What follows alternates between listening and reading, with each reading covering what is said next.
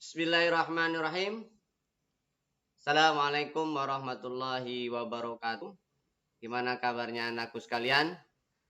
Mudah-mudahan kalian tetap sehat, tetap semangat, dan tetap mau belajar matematika dengan saya. Kali ini kita akan membahas soal-soal yang berkenaan dengan persiapan SBMPTN UTBK untuk tes potensi skolastik kemampuan kuantitatif. Mudah-mudahan kalian yang sedang mempersiapkan diri kelak bisa diterima di PTN yang diharapkan.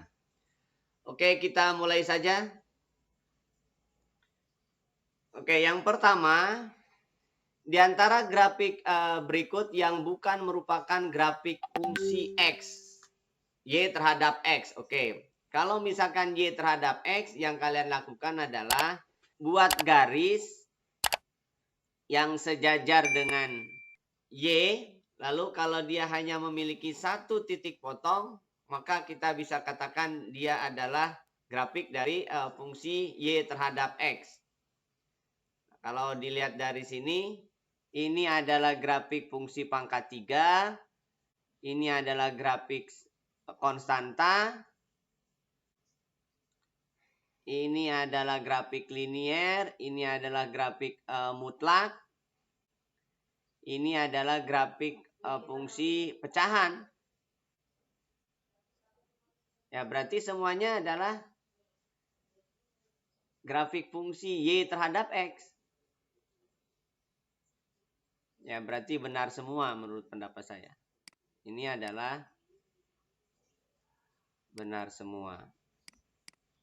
Jadi ini adalah fungsi pangkat 3.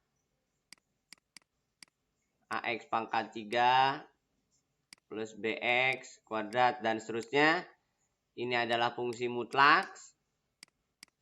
AX plus B. Ini adalah fungsi konstanta. Sama dengan 2. Ini adalah fungsi linier. AX plus B. Ini adalah fungsi pecahan. Kalau dia lihat dari konteksnya kan dia tidak sama dengan X pangkat 3. Ini berarti penyebutnya X min 3. Ini adalah AX plus B. Ya, jadi semuanya adalah fungsi. Baik, kita lanjutkan.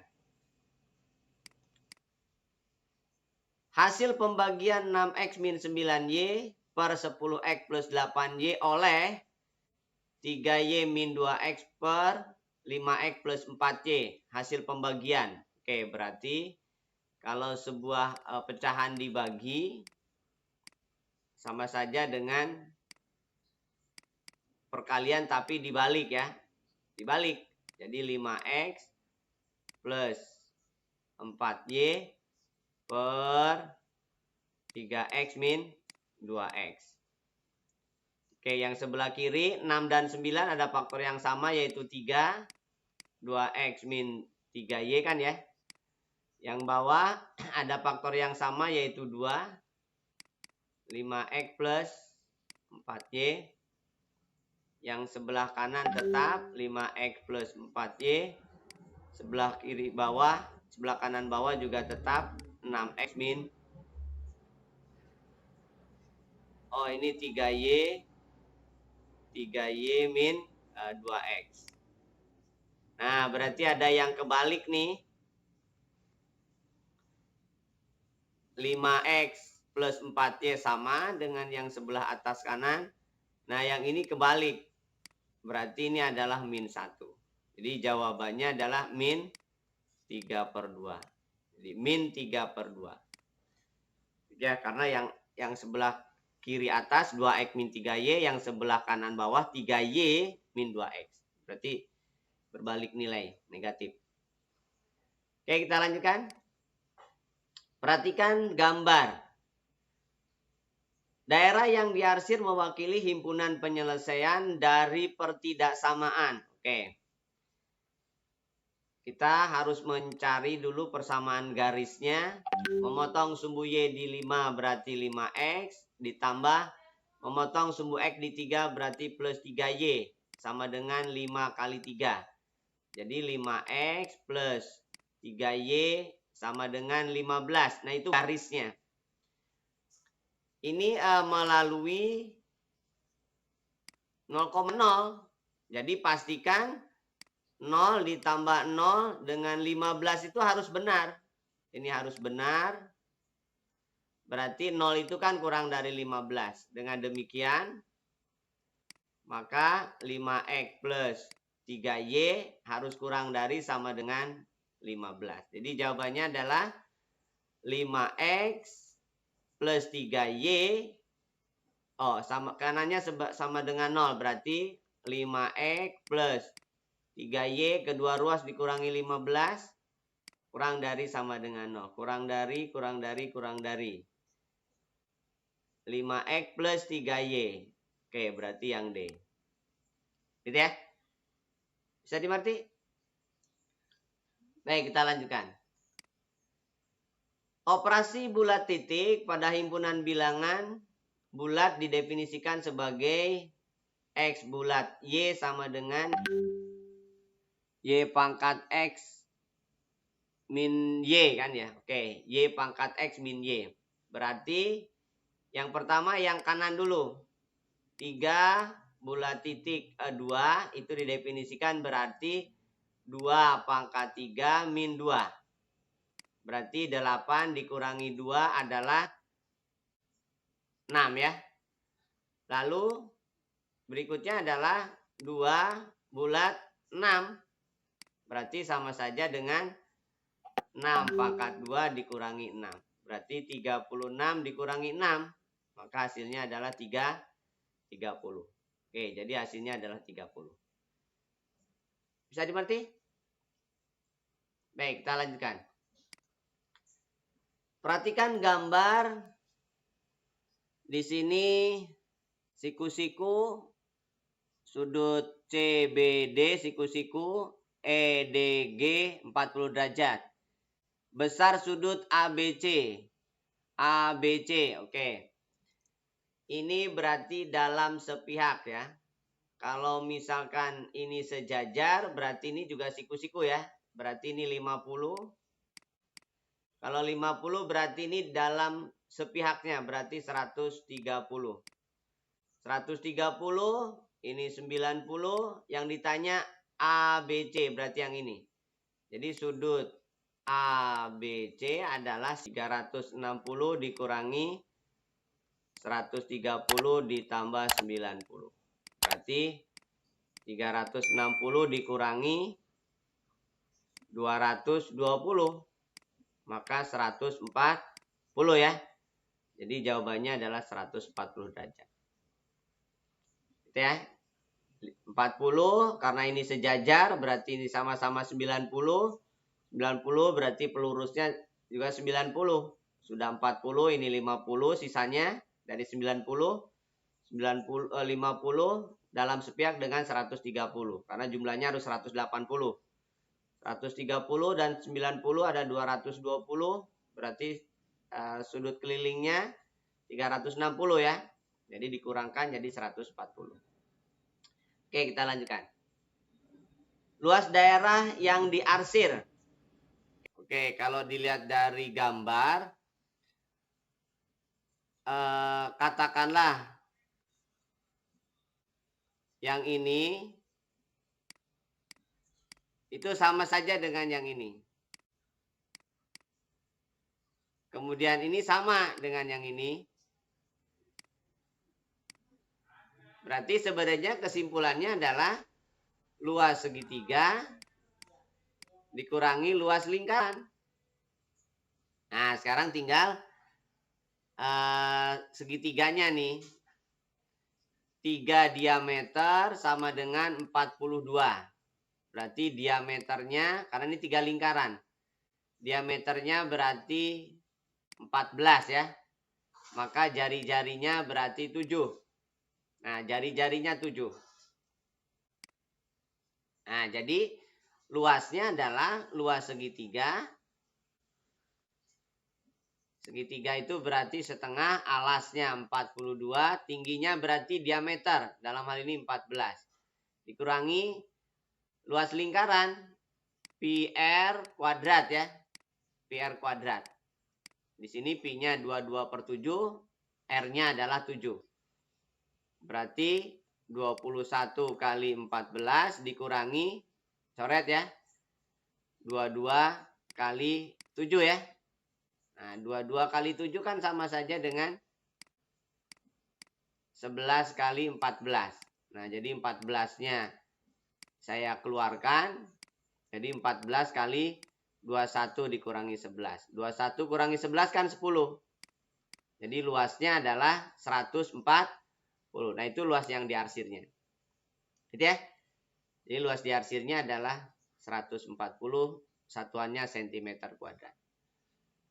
Oke, kita lanjutkan. Sebuah pekerjaan dapat diselesaikan oleh M orang dalam waktu H hari. Jika pekerjaan tersebut dilakukan oleh M-2 orang, maka akan selesai dari, oke, ini kan berarti kecepatan ya kan ya. Kecepatannya itu adalah MH. Nah, ini harus sama saja dengan M-2, gitu kan ya. Katakanlah kali X lah. Nah, berarti X-nya berapa? Maka X-nya adalah MH dibagi dengan M-2. Jadi MH dibagi dengan M-2. Gitu ya. Jadi waktu yang dibutuhkan untuk menyelesaikan jika dikurangi 2 orang adalah MH dibagi M-2. Oke, kita lanjutkan. Dari angka-angka 0, 1, 2, 3, 4, 5, dan 6 akan disusun suatu bilangan yang terdiri dari 3 angka. Dengan tidak ada angka yang berulang. Banyak bilangan yang dapat disusun lebih dari 300. Oke. Lebih dari 300. Berarti 3 angka. Lebih dari 300 tapi dibatasi 3 angka. Oke, berarti kita pakai slot. Berarti angka yang di depan boleh 3, boleh 4, boleh 5, boleh 6 ya. Berarti yang di depan ada 4 kemungkinan. Nah, karena tidak ada yang berulang, jadi tidak ada angka yang berulang, maka dari 7 angka tinggal 6 karena sudah dipasang 1 di depan. Sudah dipasang 2 berarti tinggal 5. Oke, jadi 4 kali 30 berarti 120 kemungkinan. Oke, jadi ada 120 kemungkinan. Baik, kita lanjutkan. Peluang sukses menebak benar sebuah soal UTBK adalah 1/5. Jika Erik menebak 5 soal, berapa peluang Erik menjawab tepat 2 soal? Oke. Ini pakai binom Newton ya. Jadi 1/5 kemudian 25 ya. Jadi artinya untuk 5 kombinasi 2, 1/5 itu menebak benar sebanyak 2. Berarti salahnya 4/5 ya. Sebanyak 3 karena ada 5 soal. 5 kombinasi 2 itu 10. 5 kali 4 dibagi 2 ya. Ini 1/25. Ini adalah berarti 64 ya. 64 per 5 pangkat 3. Oke, 10 bisa dibagi 5. Berarti ini 2. Ini tinggal 5. 2 kali 64 berarti 128. 5 kali 125 berarti 625. Jadi 128 per 625. Oke. Oke, kita lanjutkan. Diketahui 2 titik A-23 dan B 4,3. Mana di antara titik dengan koordinat berikut yang membentuk koordinat segitiga siku-siku dengan kedua titik di atas? Oke. Kita asumsikan aja 3 titik itu berarti ini segaris ya. A sebelah kiri min 2,3. Berarti B-nya sebelah kanan. Sebelah kanannya ya. Ini B adalah 4,3. Oke, kita asumsikan demikian. Nah, kalau misalkan si titik yang satunya misalkan di sini, berarti AB sebagai hipotenusa. Nah, kalau 2,4 itu kan berarti ini 0, 2 di sini. 2, min 4. 2, min 4. Maka dia sebagai hipotenusa. Saya ambil contoh aja nih kasus. 2 ke min 2 berarti 4. Vektornya ya. 4 min 7. Ini vektornya berarti 2, 7 ya. 27 sedangkan ini vektornya adalah 6, 0. Nah, kalau dilihat dari angkanya dia tidak triple ya. Berarti yang ini bukan. Lalu yang dengan 16. Misalkan yang C-nya lah, anggap aja C-nya 16. AC-nya itu berarti 3, 3. Kemudian BC-nya berarti BC-nya 4. Jadi 3. 3 ya. Oh, 3, 3 juga. Kemudian AB-nya adalah 60.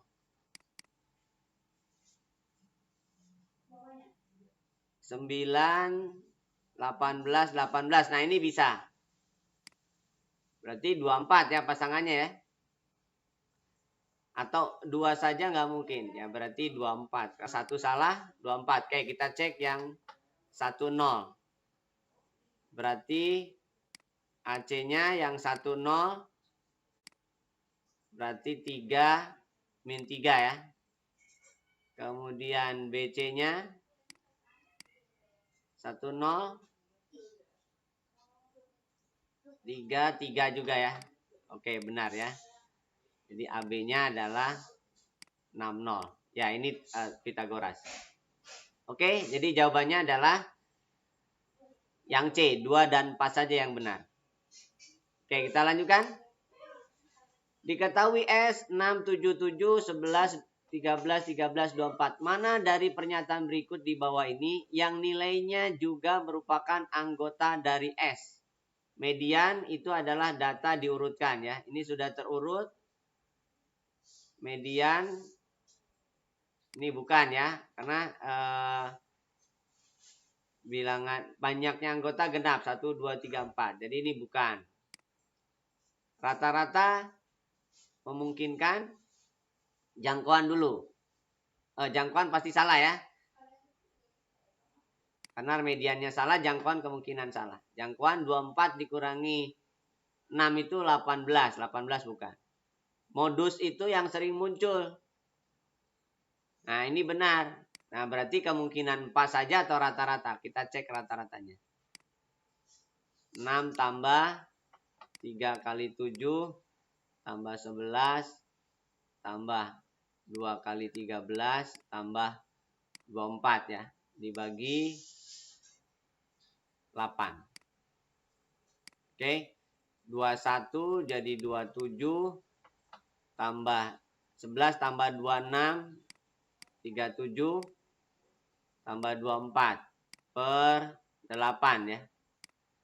14 8 28 7 tambah 2 9 ya.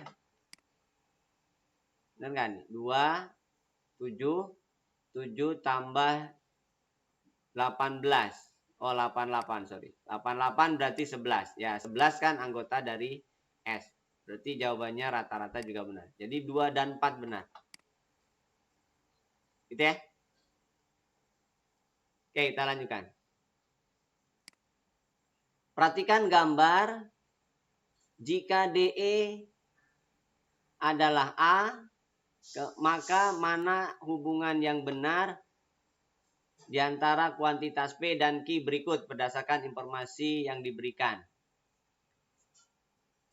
Diameter P adalah diameter Berarti OA ya. OA diameter Q 2A. Tidak ya.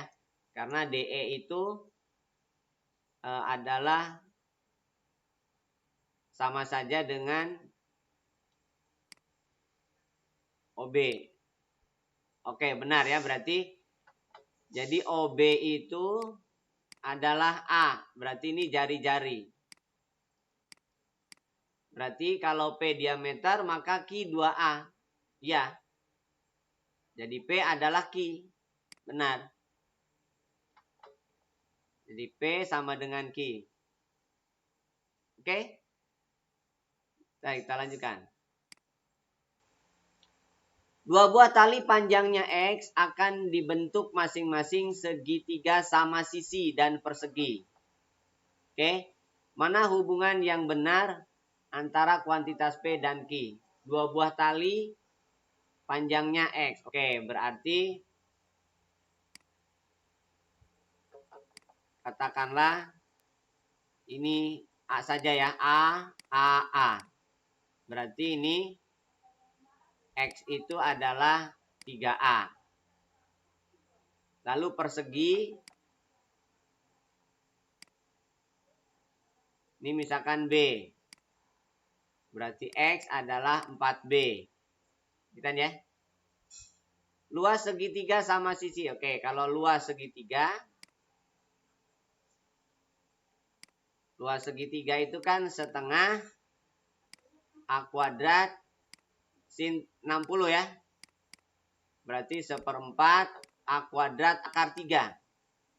Atau 1/4 A-nya diganti dengan X per 3. Kuadrat akar 3. Berarti 1/36 X kuadrat akar 3. Nah, sedangkan luas persegi adalah B kuadrat.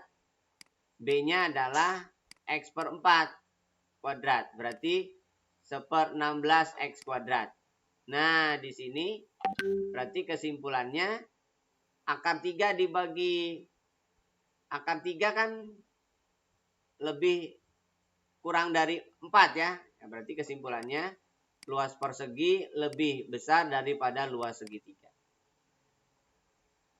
Jadi kalau lihat luas segitiga sama sisi, ini berarti Q lebih dari P.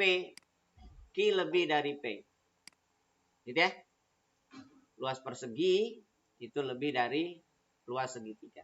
Jadi kalau misalkan dikasih tali yang sama, maka bentuklah sebuah persegi, jangan segitiga. Karena luas persegi pasti lebih dari luas segitiga sama sisi dengan keliling yang sama ya.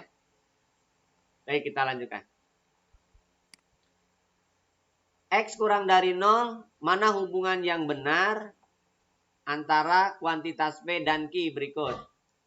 X negatif. Oke. 9 min X pangkat 4 per 3 plus X kuadrat sama saja dengan 3 min X kuadrat kali 3 plus X kuadrat ya.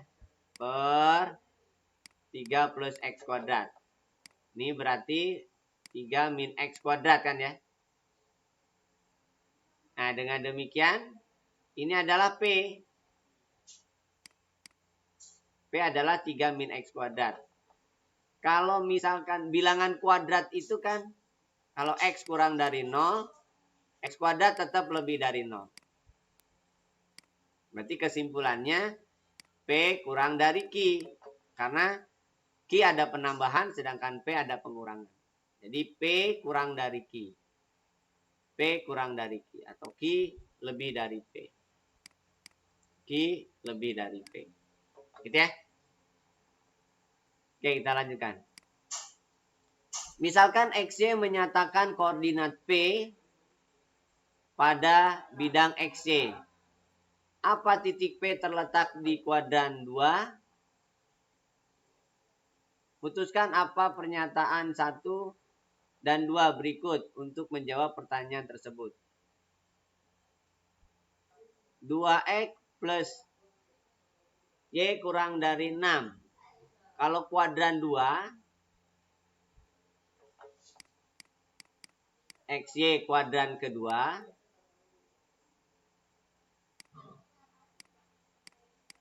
itu berarti kan X-nya negatif, Y-nya positif. Nah, kalau 2X plus Y kurang dari 6 kan tergantung dari XY-nya. Tergantung dari X dan Y-nya. X tambah 2 sama dengan 0, ini juga tergantung X dan Y-nya. Oke, sekarang 2X tambah Y kurang dari 6. Kemudian X sama dengan min 2. Berarti 2 kali min 2 tambah Y kurang dari 6. Berarti Y kurang dari 10. Nah, Y kurang dari 10 boleh, tapi dia harus lebih dari 0. Ada yang kurang nih, berarti Y-nya lebih dari 0. Pernyataan 1 saja cukup untuk menjawab. Enggak cukup karena X dan Y masih fluktuatif ya. Bisa benar, bisa saja. Tetapi pernyataan 2 saja tidak cukup. Salah. Pernyataan 2 saja cukup untuk menjawab pertanyaan. Kalau 2 saja benar untuk koordinat X absisnya, tapi Y-nya kan belum tahu. Ya. 2 pernyataan bersama-sama cukup untuk menjawab pertanyaan. Tetapi 1 pernyataan saja tidak cukup. Bisa? Pernyataan 1 saja, ini kemungkinan bisa. Pernyataan 1 saja cukup, salah. Pernyataan 1 dan 2 tidak cukup untuk menjawab pertanyaan. Ya, karena Y kurang dari 10 itu harus bisa dipastikan Y-nya positif. Jadi pernyataan 1 dan 2 saja tidak cukup. Ya, tidak cukup. Kenapa? Karena Y kurang dari 10 itu belum tentu tidak negatif. Memungkinkan dia negatif. Maka untuk menyatakan P di kuadran kedua, ya, untuk menyatakan P di kuadran kedua itu tidak cukup. Harusnya ada keterangan lagi bahwa Y-nya positif. Oke, kita lanjutkan. Perhatikan gambar pada segitiga siku-siku ABC, berarti siku-siku di C ya, diketahui AC 2AD. AC 2AD berarti ini X. Kita asumsikan ini X. Berapa panjang DE? Oke, kalau dia sejajar, berarti kalau ini A, ya ini adalah 2A. Putuskan apa pernyataan 1 dan 2 berikut cukup untuk menjawab pertanyaan. Oke. DE dan BC 12. DE ditambah BC adalah 12. Boleh, ini A, 2A sama dengan 12. 3A sama dengan 12, berarti A-nya 4. Nah, A-nya 4 berarti DE bisa kita jawab. DE-nya adalah 4. Bisa yang ini. Satu saja bisa. AB 12. Bisa juga. Kalau misalkan ini B, ini berarti B juga. Jadi AB adalah 2B 12. 2B berarti B-nya 6. Menjawab berapa panjang DE, nomor 1 saja bisa. Nomor 2 kalau misalkan ini 6, lalu AD 2 kalinya cukup kalau hanya AB saja. Karena kalau AB saja 12, kalau 2 saja tidak cukup karena masih ada unsur lain yang harus ditentukan. Tapi nomor 1 saja cukup. Pernyataan 1 saja cukup untuk menjawab pertanyaan. Tetapi pernyataan 2 saja tidak cukup ya. Yang A. Baik, kita lanjutkan. Jika X dan Y adalah bilangan bulat positif, apa X plus Y lebih dari 1? X, Y bulat positif. Atau X, Y lebih dari 0 ya. Itu artinya X positif, Y positif. X plus Y lebih dari 0, ya. Bisa lebih dari 1, bisa ya, bisa tidak. Tergantung dari X-Y-nya. Oke, kalau X, pernyataan 1. Kalau X tambah 3 adalah Y, berarti X adalah Y min 3 ya. Maka ganti dengan Y min 3. Per Y lebih dari 1, 1 min 3 per Y. Lebih dari 1. Ya, tergantung Y-nya. Nah, ini nomor 1 saja belum cukup. Ya, belum cukup. Kenapa? Karena Y-nya bisa kurang dari 3, bisa lebih dari 3. Ya, jadi ini belum cukup. Sedangkan yang 2 saja,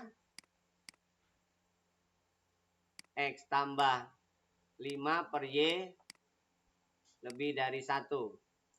X plus Y plus 5 per Y lebih dari 1. Memungkinkan, tetapi kan Y-nya kan tergantung. Kalau Y-nya misalkan X-nya 1, Y-nya 7 kan tidak lebih dari 1. Yang ini juga belum cukup. Jadi 2 saja belum cukup. Tapi kalau 1 dan 2, ya kalau 1 dan 2, coba kita kaitkan 1 dan 2.